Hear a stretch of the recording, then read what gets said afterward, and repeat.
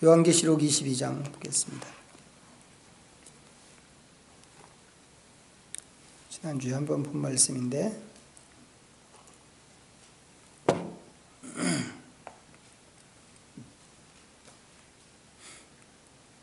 요한계시록 22장 1절부터 5절까지 제가 읽습니다.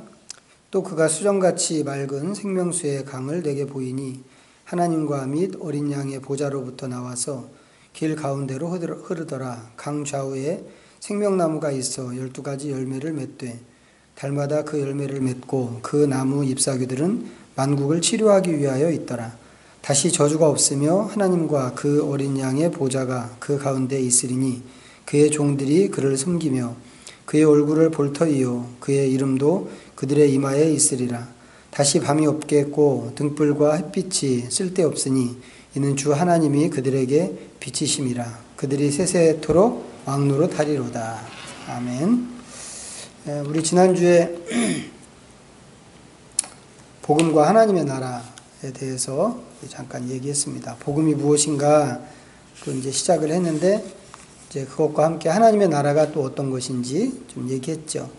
우리가 오랫동안 이제 복음을 개인 구원에 관한 소식이라고 이제 이렇게 알고 있었는데 실제로 복음은 성경이 말하는 복음은 개인 구원에 머무는 이제 그런 차원만이 아니고 그것을 훨씬 뛰어넘어서 하나님 나라에 대한 소식이라고 그랬습니다.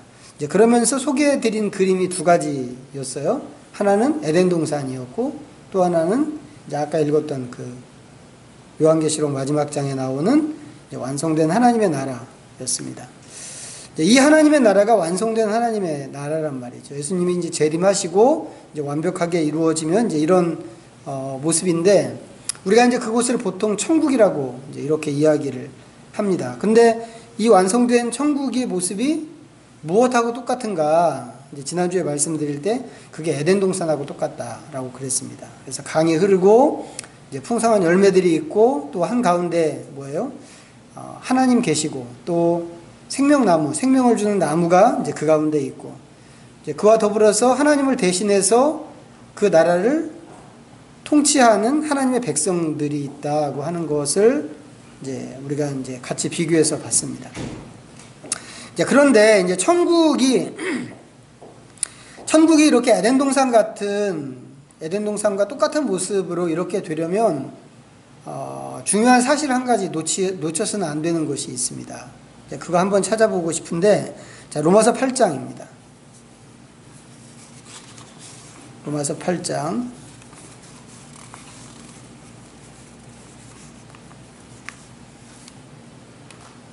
19절 로마서 8장 19절부터 21절까지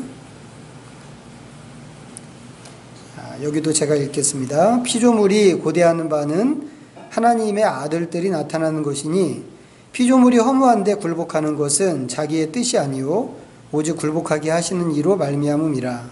그 바라는 것은 피조물도 썩어짐의 종로로 탄 데서 해방되어 하나님의 자녀들의 영광의 자유에 이르는 것이니라. 무슨 얘기처럼 보이나요? 피조물들이 자기들도 구원받기를 간절히 고대하고 있다. 이런 얘기입니다. 자, 퀴즈 하나 낼까요? 피조물도 구원받나요? 피조물도 구원받는가? 근데 지금 이 말씀에 보면 그렇다고 이야기한단 말이죠. 피조물도 썩어짐의 종로로 탄 데서 해방되기를 바라고 하나님의 자녀들이 누리는 영광의 자유 가운데 도달하기를 원한다. 이렇게 이야기하고 있는 겁니다. 뭐 다 비슷하겠지만 제가 초신자 때는 구원은 사람만 받는 거라고 이렇게 배웠습니다. 초신자 때만이 아니죠. 생각해보면 신앙생활 했던 거의 대부분의 과정에서 그렇게 생각하지 않았나 싶습니다. 뭐 다른 분들도 다 마찬가지인데 이런 거 한번 생각해 보세요. 우리가 그동안에 이제 생각했던 거, 배웠던 거, 예수님이 이 세상에 오셨는데 예수님이 왜 오셨는가? 예수님은 우리를 구원하기 위해서 오셨습니다. 그것도 우리의 영혼을 구원하기 위해서 예수님이 오셨어요. 근데 지금 읽은 이 말씀 뭐예요? 예수님이 오신 것은 단지 인간만 구원하기 위해서 오신 것이 아니고 다른 피조물들도 구원하러 오셨다고 하는 겁니다. 왜 이렇게 됐는가? 이런 얘기가 왜 어떻게 성립이 될 수 있는가 하면, 하나님이 생각하시는 구원이라고 하는 것이 우리가 죽어서 이제 이 옷을 벗고 영원히 어디 가는 그것이 아니고, 하나님이 생각하시는 구원은 세상을 원래 자리로 되돌리는 것이 하나님이 생각하시는 구원이기 때문에 그렇다고 하는 겁니다. 이사야서 11장 보시죠. 이사야서 11장.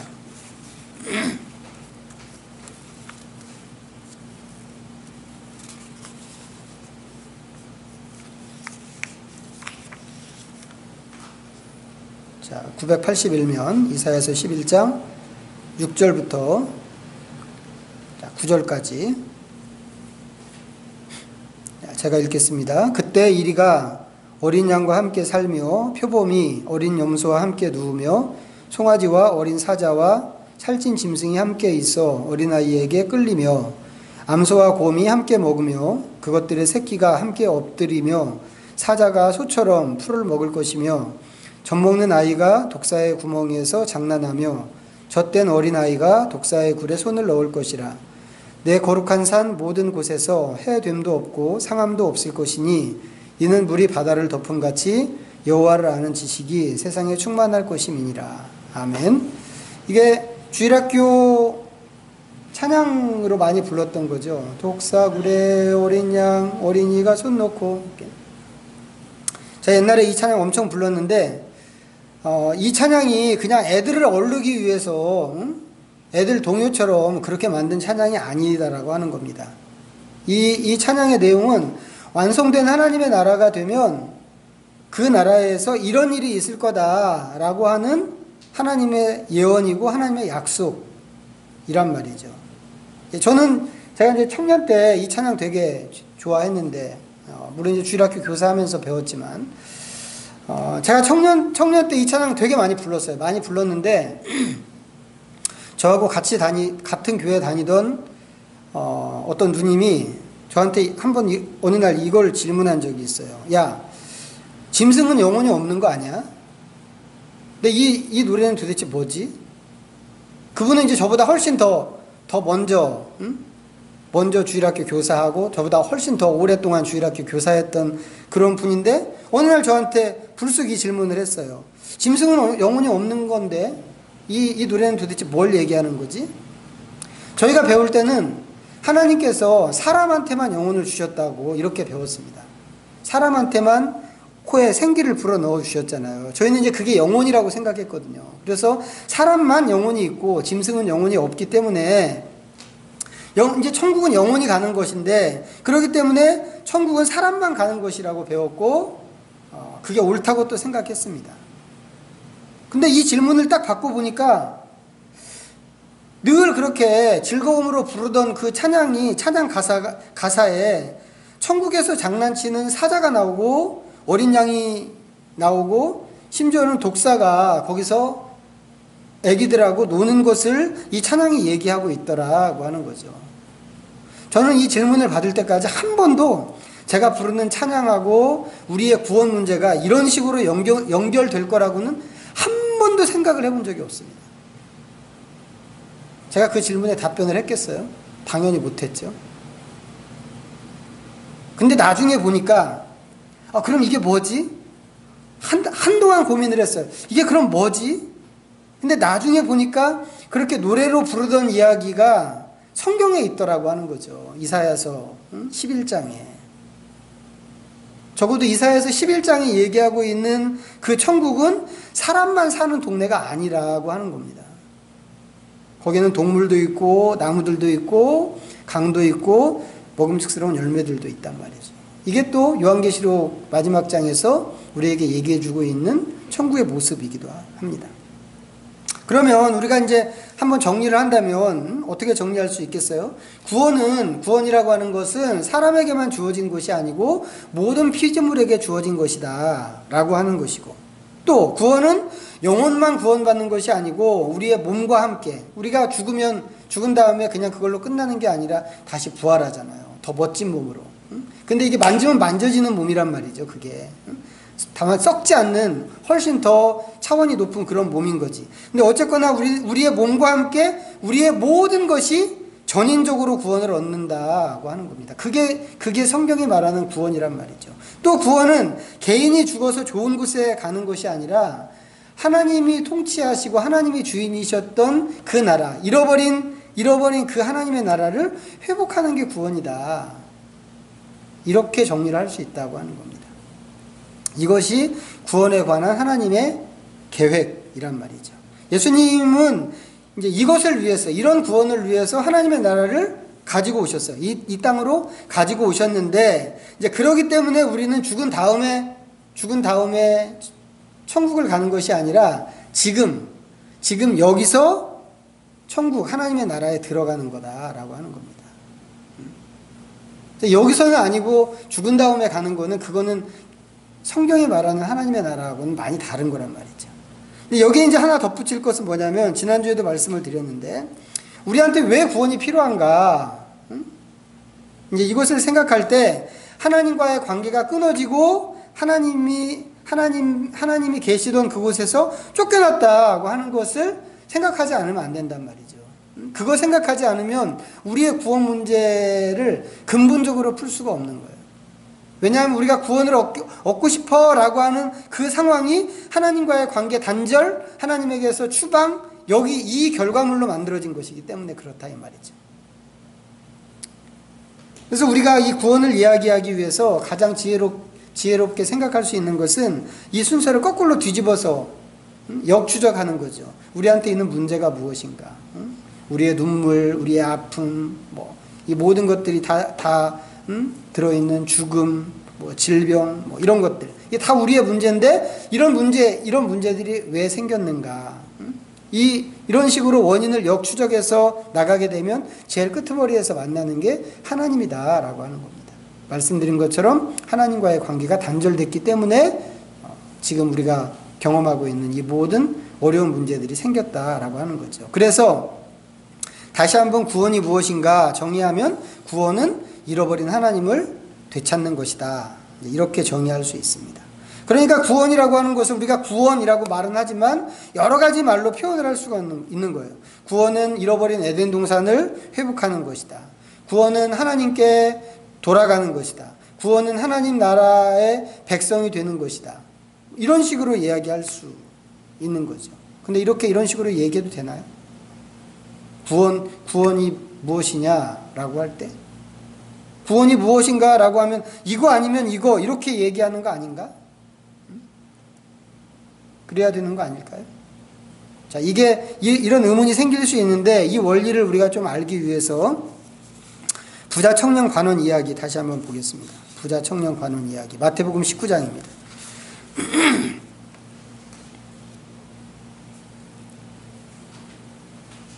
마태복음 19장 16절부터 29절까지. 자, 제가 읽습니다. 16절부터. 어떤 사람이 주께 와서 이르되, 선생님이여, 내가 무슨 선한 일을 하여야 영생을 얻으리이까? 예수께서 이르시되, 어찌하여 선한 일을 내게 묻느냐? 선한 이는 오직 한 분이시니라. 내가 생명에 들어가려면 계명들을 지키라. 이르되 어느 계명이오니이까? 예수께서 이르시되, 살인하지 말라, 간음하지 말라, 도둑질하지 말라, 거짓 증언하지 말라, 내 부모를 공경하라, 내 이웃을 내 자신과 같이 사랑하라 하신 것이니라. 그 청년이 이르되, 이 모든 것을 내가 지켰사오는데 아직도 무엇이 부족하니이까? 예수께서 이르시되, 내가 온전하고자 할진대 가서 내 소유를 팔아 가난한 자들에게 주라. 그리하면 하늘에서 보화가 내게 있으리라. 그리고 와서 나를 따르라 하시니, 그 청년이 재물이 많으므로 이 말씀을 듣고 근심하며 가니라. 예수께서 제자들에게 이르시되, 내가 진실로 너희에게 이르노니 부자는 천국에 들어가기가 어려우니라. 다시 너희에게 말하노니 낙타가 바늘귀로 들어가는 것이 부자가 하나님의 나라에 들어가는 것보다 쉬우니라 하시니, 제자들이 듣고 몹시 놀라 이르되, 그렇다면 누가 구원을 얻을 수 있으리이까? 예수께서 그들을 보시며 이르시되, 사람으로는 할 수 없으나 하나님으로서는 다 하실 수 있느니라. 이에 베드로가 대답하여 이르되 보소서 우리가 모든 것을 버리고 주를 따라 싸운데 그런즉 우리가 무엇을 얻으리이까? 예수께서 이르시되 내가 진실로 너희에게 이르노니 세상이 새롭게 되어 인자가 자기 영광의 보좌에 앉을 때에 나를 따르는 너희도 12 보좌에 앉아 이스라엘 12 지파를 심판하리라. 또 내 이름을 위하여 집이나 형제나 자매나 부모나 자식이나 전토를 벌인 자마다 여러 배를 받고 또 영생을 상속하리라. 아멘. 자, 다 아는 얘기죠. 자, 돈 많은 청년이 예수님에게 와서 이제 묻습니다. 어떻게 하면 내가 영생을 얻을 수 있을까요? 이제 물었더니 예수님 대답하셨어요. 내가 생명에 들어가려면 계명을 지키라 그랬습니다. 이 청년이 와서 물은 건 뭐였다고요? 어떻게 하면 내가 영생을 얻을 수 있겠습니까? 이 친구의 관심사는 영생이란 말이죠. 영생. 근데 예수님이 대답하실 때 내가 생명에 들어가려면 계명을 지켜라 이렇게 말씀하셨어요. 근데 뒤에 가서는 바로 뒤에 가서 뭐라고 또 그러셨냐면 내가 온전하고자 할진대 라고 이렇게 또 말씀하셨어요. 자, 결과적으로 이 친구는 아무것도 얻지 못하고 그냥 돌아갔습니다. 이 친구 돌아가고 나서 예수님께서 제자들에게 그 친구를, 이 젊은 친구를 빗대서 말씀하셨어요. 부자는 천국에 들어가기가 어려우니라 그러셨어요. 그리고는 또 금방 이어서 부자가 하나님에게 들어가는 것이 낙타가 바늘기로 가는 것보다 어렵다 이렇게 말씀하셨습니다. 이제 예수님 말씀에, 그 말씀에 이번에는 제자들이 깜짝 놀라서 질문을 합니다. 선생님, 그렇다면 누가 구원을 얻을 수 있겠습니까? 이러다가 이 얘기가 다시 영생으로 돌아갑니다. 제가 무슨 얘기하려고 하는지 감을 잡으셨어요? 젊은 부자가 와서 물었을 때 영생, 젊은 부자가 물은 것이 영생이었습니다. 영생이었는데 그 영생이 생명이 됐다가 온전하게 되는 것 같더니 천국에 들어가는 것이 되고 그것이 또 하나님의 나라가 되고 구원이 되었습니다. 예수님이 몇 가지를 말씀하신 거예요? 한 가지 말씀하셨단 말이에요. 한 가지. 한 가지를 말씀하셨는데 그것을 영생이라고 했다가 구원이라고 했다가 온전하게 되는 것이라고 했다가 천국이라고 했다가 뭐 이렇게 하시는 거란 말이죠. 이 이야기에서 한 6가지 정도의 표현이 등장하는데 이 6가지가 전부 같은 얘기다라고 하는 겁니다. 구원도 그렇다는 거죠. 구원도. 앞에서 말씀드렸던 구원. 구원은 무엇인가? 구원은 기본적으로 우리가 아는 기본적인 사항은 구원은 천국에 들어가는 것인데 그것은 하나님 나라 백성이 되는 것이라고도 이야기할 수 있고 하나님을 되찾는 일이다 이렇게도 이야기할 수 있고 에덴 동산을 회복하는 일이다 이렇게도 이야기할 수 있다고 하는 겁니다. 그게 하나님의 나라였단 말이죠. 처음에 하나님께서 세상을 창조하실 때 그렇게 하나님의 나라를 만드셨는데 사탄이 와서 유혹함으로 인해서 그 하나님의 나라를 잃어버렸어요. 근데 예수님을 보내시고 하나님께서 하나님의 나라를 되찾으셔서 완성을 하셨는데 그 얘기가 요한계시록 마지막 장에 나온단 말이죠. 그래서 성경은 처음부터 끝까지 전부 하나님의 나라 얘기로 되어 있어요. 근데 인간들도 하나님만 나라를 그렇게 만드신 것이 아니라 인간들도 나라를 만들었거든요. 자, 창세기 10장 가보겠습니다. 창세기 10장.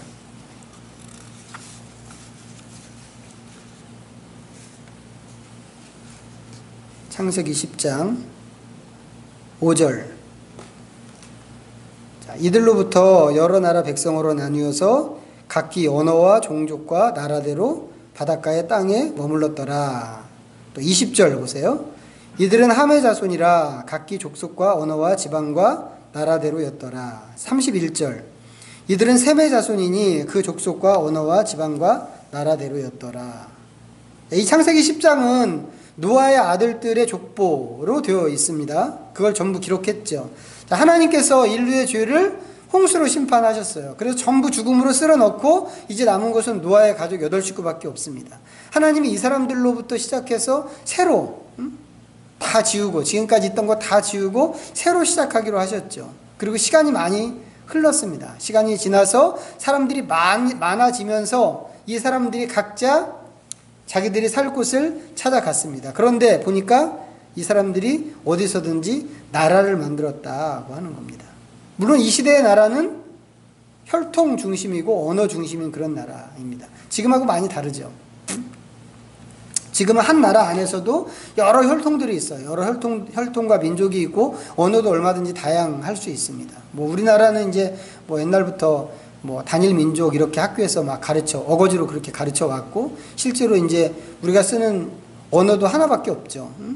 이제 하나밖에 없기 때문에 뭐 이제 다른 나라 상황을 좀 이렇게 충분히 이해하기는 어려운데, 실제로 뭐 인도 같은 나라는 바로 옆에 있는 종족마다 다 언어들이 다르단 말이에요. 언어가 다르다는 것은 혈통과 민족이 다르다는 그런 뜻이겠죠. 그런데 인도라고 하는 그냥 한 나라, 한 국가 안에서 모여서 그렇게 살고 있습니다. 근데 이게 고대 사회로 갈수록 나라가 어떤 모습이었을까? 지금 같은 그런 모습이 아니고, 지금 인도 같은 모습이 아니고, 옛날로 갈수록 그게 시족사회였고, 언어 중심, 같은 언어를 중심으로 보이는 그런 나라였다라고 하는 것입니다. 문제는 뭐냐면, 이 사람들이 그런 식으로 모여 살면서 한 언어를 쓰고 나라를 세우고 그렇게 했는데, 이 사람들이 하나님이 통치하시는 그런 나라를 세우면 좋겠는데 그렇게 하지 않았다라고 하는 겁니다. 오히려 어떻게 했나요? 사람들은 하나님의 의도하고 반대로 갔습니다. 그래서 자기들 안에 나라를 세우면서도 자기들 안에서 어떤 힘의 구심점을 만들고, 그 힘에 의해서 막 폭력을 행사하고 사람을 억압하고 이렇게 했죠. 하나님을 섬기기보다는 우상을 더 많이 섬겼고, 하나님을 저항하는 일을 끊임없이 도모했습니다.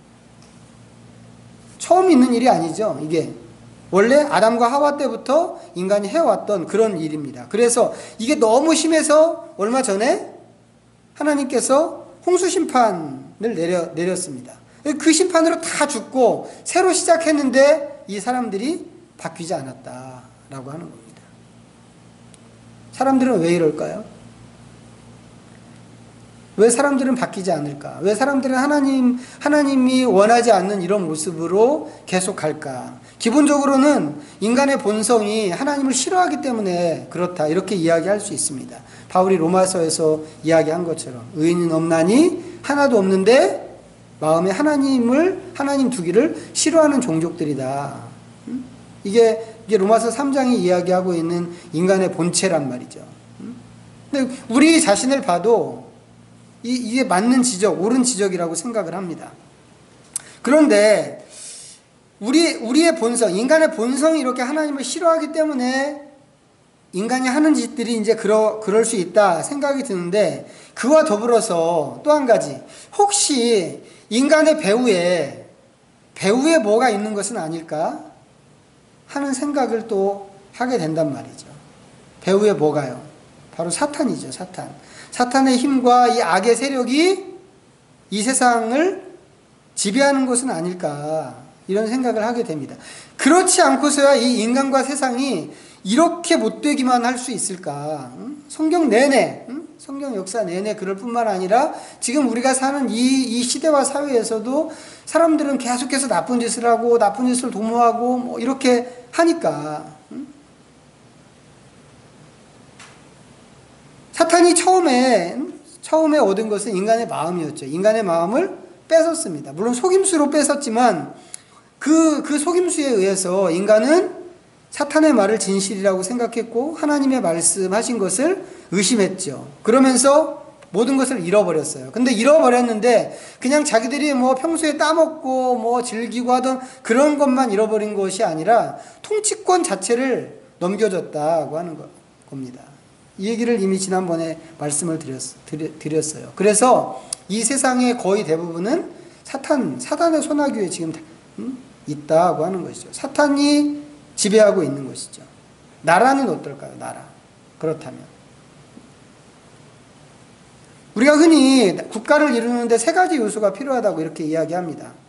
국민과 주권과 영토, 이렇게 세 가지인데, 근데 이거는 이제 형식적인 차원에서의 국가의 3요소죠.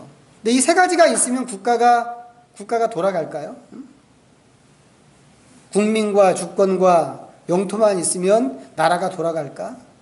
아무것도 없이 이 세 가지만 있다고 하면 그 나라는 틀림없이 무정부 상태가 될 수밖에 없습니다.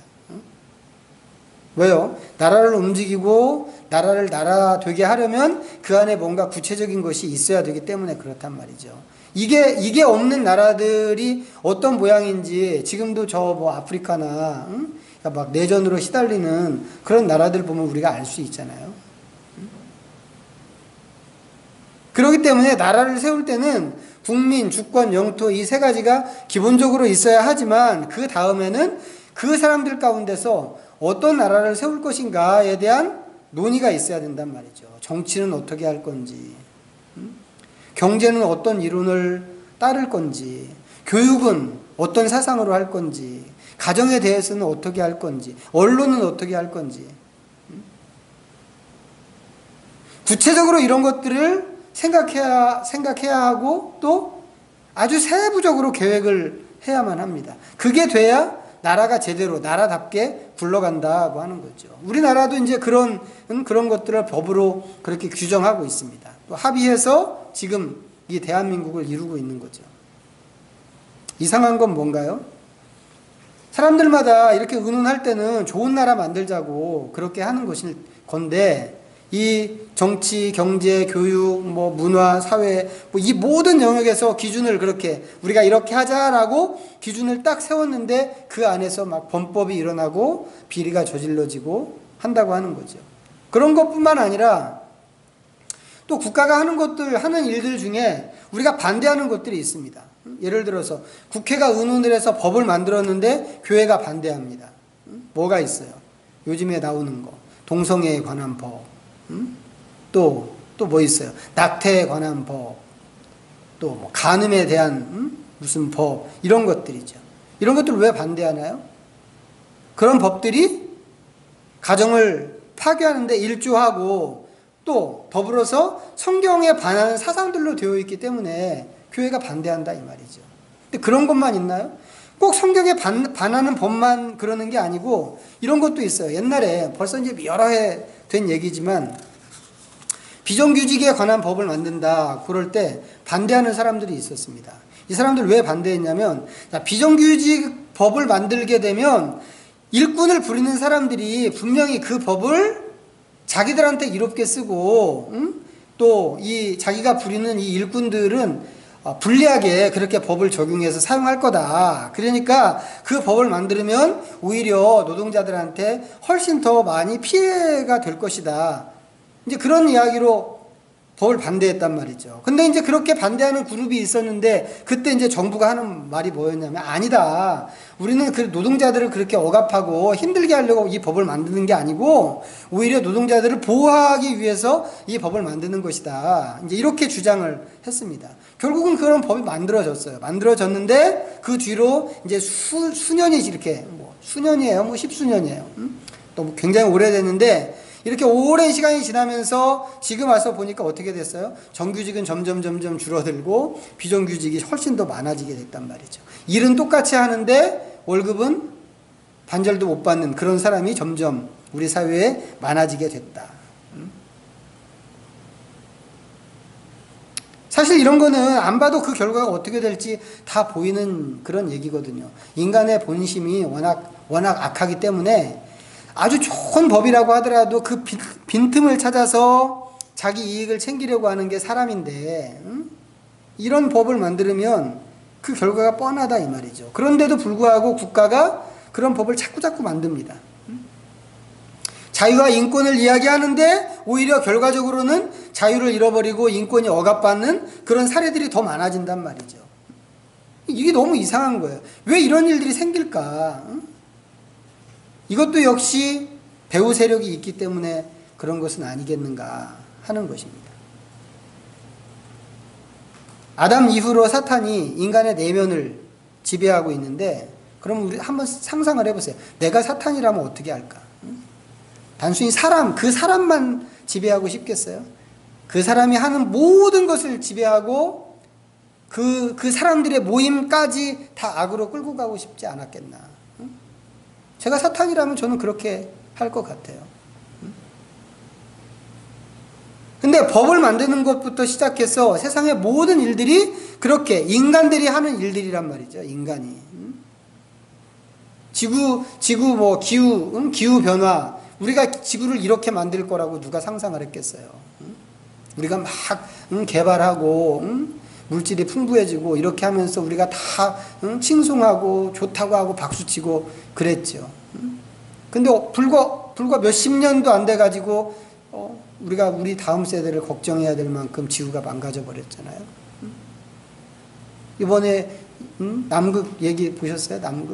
남극은 여름이잖아요. 이렇게 우리 겨울이었을 때 그쪽 여름이었잖아요. 그 얼음덩어리 땅이 20도까지 올라가고 펭귄들이 완전히 진흙 범벅이 돼가지고 어떻게 할 줄을 모르는 그런 형편이 됐더라고요. 걔네들 어떻게 살지 모르겠어요.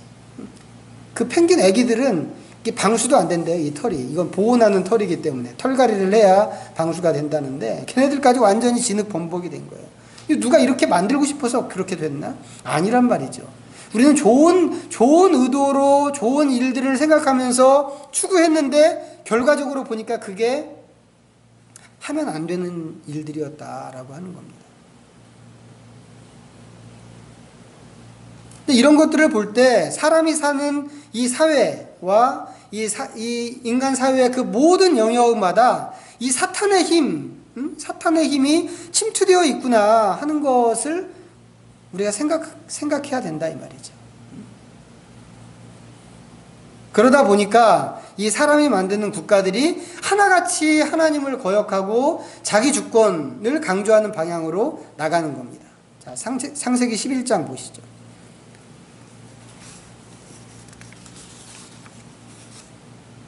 창세기 11장. 자, 1절부터 6절까지 또 제가 읽겠습니다. 온 땅의 언어가 하나요 말이 하나였더라. 이에 그들이 동방으로 옮기다가 신할 평지를 만나 거기 거류하며 서로 말하되 자 벽돌을 만들어 견고히 굽자 하고 이에 벽돌로 돌을 대신하며 역청으로 진흙을 대신하고 또 말하되 자 성읍과 탑을 건설하여 그 탑 꼭대기를 하늘에 닿게 하여 우리의 이름을 내고 온 지면에 흩어짐을 면하자 하였더니 여호와께서 사람들이 건설하는 그 성읍과 탑을 보려고 내려오셨더라. 여호와께서 이르시되 이 무리가 한 족속이요 언어도 하나이므로 이같이 시작하였으니 이후로는 그 하고자 하는 일을 막을 수 없으리로다. 이 사람들이 지금 뭐 하고 있는 것처럼 보이나요? 홍수가 나도 살아날 수 있는 방법을 지금 방편을 찾고 있는 겁니다. 역청과 벽돌로. 하나님께서 다시는 홍수로 세상을 멸망시키지 않겠다. 이렇게 선언하시고 약속하셨는데 그런 소리는 이제 귓등으로 들은 거예요. 귓등으로 들고 자기 힘으로 어떻게든지 그런 홍수가 또 오더라도 살 수 있는 그런 방침들을 지금 만들어 가는 거죠. 그러면서 자기 이름을 내고 흩어짐을 면하자고 그랬습니다.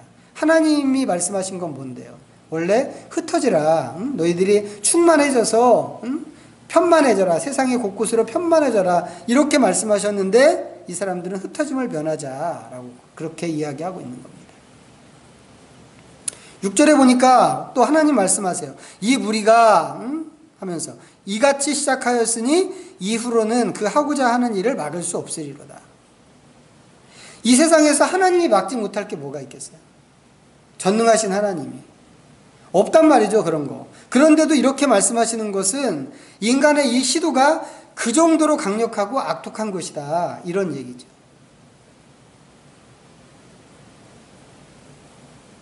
하나님이 그런 세상과 그런 사람들을 구원하시기로 한 겁니다. 구원하시기로 하셔서 하나님이 뭘 계획하셨어요? 사람들이 이렇게 할 때 나라를 세우기로 계획하셨단 말이죠. 나라를. 어떤 나라를 세우실까요? 하나님의 나라를 세우는 겁니다. 어디에? 이 세상에. 바로 우리가 사는 이 세상에 하나님의 나라를 세워야 되겠다라고 계획을 하신 겁니다. 그래서 하나님이 그 나라를 세우기 위해서 제일 먼저 하신 것이 무슨 일인가? 바로 아브라함을 부르는 일이었습니다.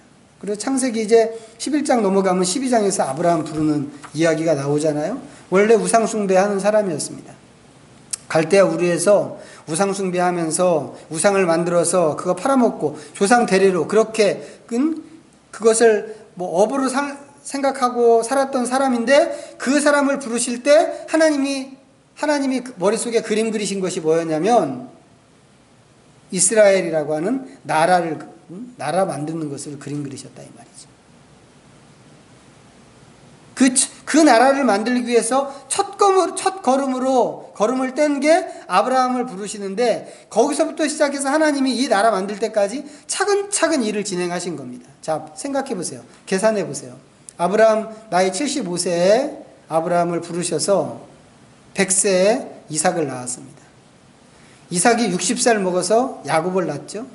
야곱이 130살 됐을 때 흉년 만나서 애굽으로 갔습니다. 그리고 그의 후손들이 430년 지나서 애굽에서 해방돼서 나왔습니다. 그렇게 하고 시내산에 가서 언약 맺고 하나님은 하나님, 그 나라의 하나님 되고 그 백성을 하나님 나라 백성으로 삼기로 이렇게 하셨습니다. 또한 몇 년이게요? 645년. 아브라함 불러서부터 이제 너네는 하나님 나라 백성이야. 너네들은 하나님의 백성이야. 나는 너의 하나님이야. 이제 약속했어. 이렇게 계약서 쓰고 사인하기까지 645년이 걸렸습니다. 하나님께서 이스라엘을 만들기 위해서 아브라함을 부르고 나서 645년 동안 준비를 하신 거란 말이죠. 근데 실제 하나님의 나라는 거기가 아니죠. 거기 광야잖아요. 진짜 하나님의 나라는 어디예요? 가나안 땅에 가서 만드는 거예요. 근데 광야에 40년 이 사람들이 빙빙 돌죠. 그리고 가나안 땅에 들어가면 거기서 또 몇 년간 정복 전쟁하죠. 이것까지 다 합치면 700년 가까이 되는 시간이 필요했단 말이죠. 하나님이 700년을 기다리면서 준비하셨어요. 하나씩 준비하셨어요. 그러면서 기대하신 것이 있죠. 뭐 기대하셨어요? 그 나라가 이제 하나님의 나라 된 그 이스라엘, 그 나라가 다른 민족과 하나님 사이에 서서 제사장 나라 되는 거. 이거 생각하셨단 말이죠. 이거를 기대하셨어요. 그 얘기가 출애굽기 19장에 나오는 이야기라고 지난번에 말씀을 드렸습니다. 하나님이 하나님의 나라를 만드신 것은 단지 이스라엘을 위해서 그런 것이 아니란 말이죠. 이스라엘이 하나님 나라로서 역할을 잘하면 그것을 보고, 다른 나라들이 그것을 보고 이 사람들도 우리도 저 이스라엘처럼 하나님을 섬기는 나라가 돼야 되겠다라고 하는 게, 그게 하나님이 기대하시는 계획이었단 말이죠. 그렇게 되면 아까 이제 우리가 창세기 10장, 11장에서 읽었던 나쁜 나라, 반역하는 나라로 세워진 그 나라들도 어떻게 되겠어요? 전부 하나님을 섬기는 하나님의 나라가 될 것이다. 이게 제사장 나라로서 감당해야 되는 이스라엘의 역할이었단 말이죠. 그리고 세상 나라를 보면서 하나님이 기대하시는, 생각하시는 하나님의 바램이었습니다. 바램. 이스라엘 나라가 잘했으면 그렇게 됐겠죠. 하나님은 우리나라도 그렇게 되기를 바라실까요? 대한민국이? 당연히 그렇게 바라시겠죠. 우리나라가 하나님을 잘 알고 하나님만 섬기는 그런 나라가 되기를 하나님이 분명히 되기를 바라실 겁니다. 다른 나라에 대해서도 하나님이 그렇게 기대하고 계시니까. 그러면 어떻게 하면 우리나라가 그렇게 될까? 옛날에는 우리가 전도를 열심히 해서 국민 전부가 기독교인이 되고 주일마다 성경 딱 끼고 교회 가서 예배 드리면 그런 나라가 된다고, 될 것이라고 이렇게 생각했습니다. 근데 그렇게 안 됐죠.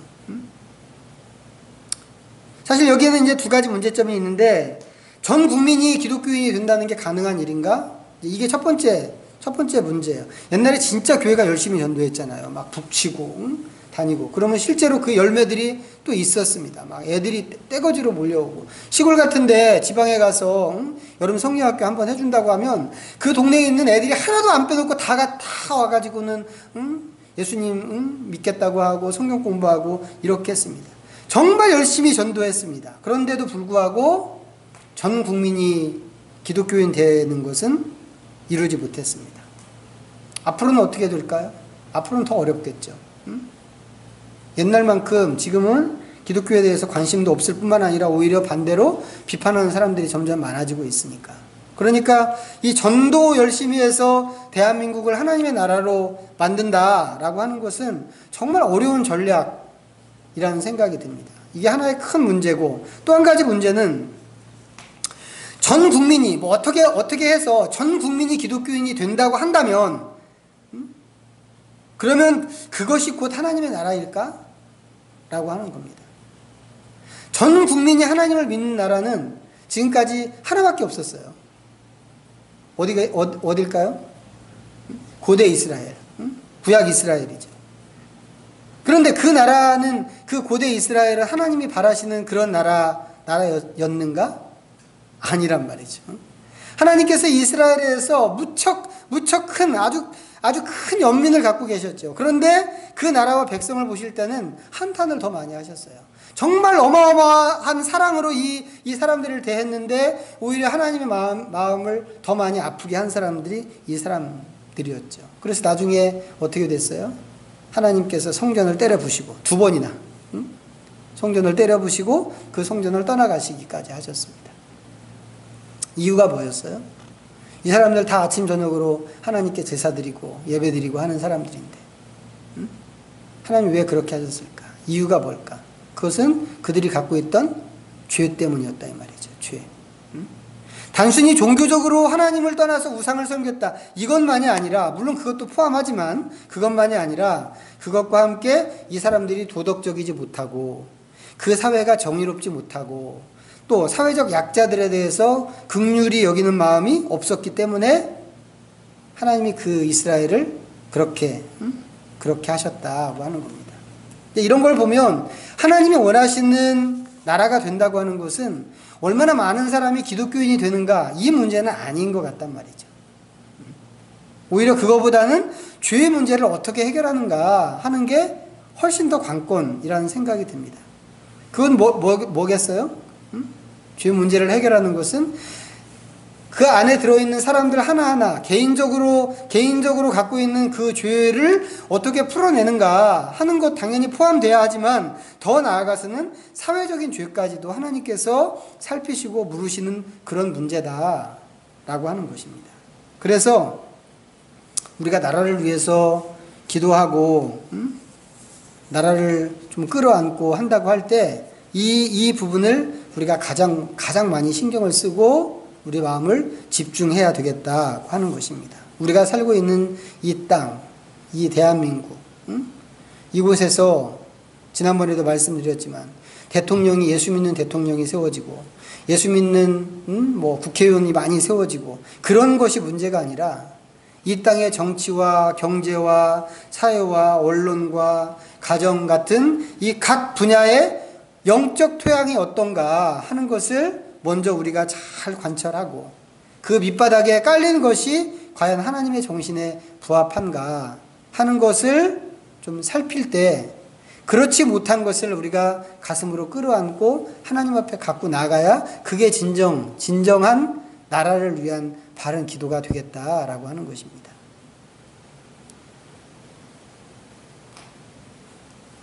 우리가 다음에 또 이제 말씀을 드리겠지만 하나님 앞에서 나라와 민족을 위해서 기도할 것이 한두 가지가 아니죠. 그래서 우리가 늘 염두에 둬야 됩니다. 성경 말씀 잘 알아야 되고 그래서 하나님의 정신이 어떤 것인지 우리가 충분히 이해할 수 있어야 되고 그 하나님의 정신에 비추어서 우리나라의 각 영역에서 일어나는 모든 일들을 살펴보고 그것이 과연 하나님 마음에 합한 것인지 아니면 사탄의 정신에 부합한 것인지 사로잡힌 것인지 이런 것들을 판단할 수 있어야 된다 이 말이죠. 그것이 있어야 우리가 중보 기도를 하더라도 제대로 할 수 있다라고 하는 것입니다.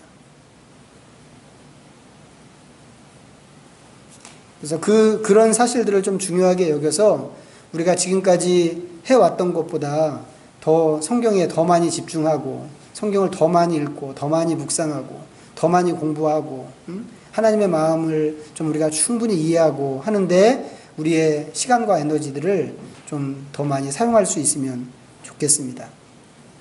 오늘도 사실은 이제 이런 것들을 위해서 좀 기도해야 마땅한데 오늘 말씀드렸던 이런 내용들은 집에 가셔서 기도하셨으면 좋겠어요.